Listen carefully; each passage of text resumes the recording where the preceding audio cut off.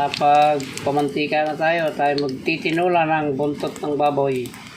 Yan, mag-start na tayo mag-isa. Yan guys, inuna ko na yung luya. Sunod natin din yung bawang at sibuyas. So, sabunin natin ng kaunti para medyo lumasa. Yan guys, yung ating sibuyas at bawang nakalagay na. Gigisa na natin yung ating buntot ng baboy at lalagyan natin ng patis bago natin sabawan. Yan guys, yung ating buntot ng baboy, lalagyan na natin ng patis para lumasa na. Patis at lalagyan na rin natin ng paminta at saka bitchin. Yan guys, lagyan ko na yung bitchin dyan at saka paminta. Kaya muna natin siyang kumagat dyan yung lasa ng patis bago natin sabawan. Tatakpan na natin yan guys. Yan guys, sasabawan na natin. Yun.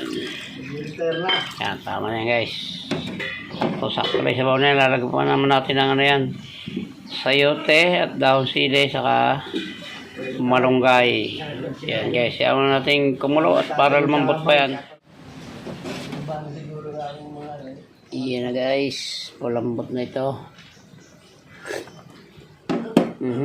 Ayos ta.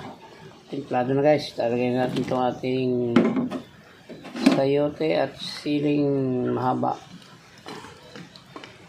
Ang huli natin lalagay dyan ay malunggay. Sasabay na rin natin para maluto ng pareho.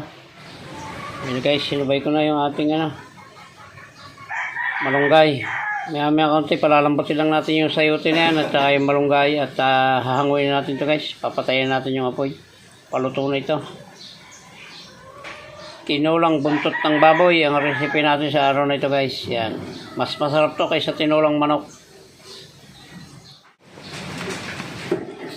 Yan guys, pwede na ito. Papatay ko na guys. Yan, muli po ay maraming salamat sa inyo sa pagsama sa akin sa pagluluto ng tinulang buntot ng baboy. Hanggang dito lang guys at mabuhay kayo, mabuhay tayo lahat. Salamat po. Babay na po. I love you all.